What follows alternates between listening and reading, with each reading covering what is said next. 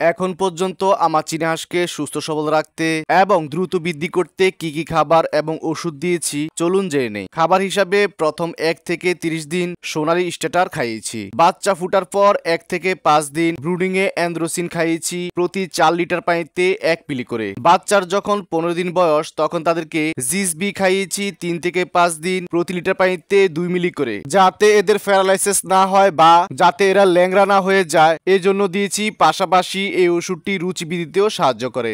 1 মাস পর থেকে খাবার হিসাবে আমি এদেরকে সোনালী গ্রোয়া, ধান, খুদ এবং আজলা খাইয়েছি। জিসবি পুনরায় খাইয়েছি একই নিয়মে। এরপর প্রিয় বন্ধুরা 1 মাস 25 দিন বয়সে 3 দিনের জন্য অ্যান্ড্রোসিনের ডোজ করেছি আগের নিয়মে। এরপর 2 মাস 5 দিন বয়সে অ্যামাইনোবিট প্লাস খাইয়েছি 3 থেকে 5 দিন প্রতি 2 লিটার পানিতে 1 মিলি করে, যাতে দ্রুত বৃদ্ধি পায়। আলহামদুলিল্লাহ এখন পর্যন্ত আমার চীনা হাঁসগুলো সুস্থ সবল রয়েছে এবং খুব দ্রুত বৃদ্ধি পেয়েছে।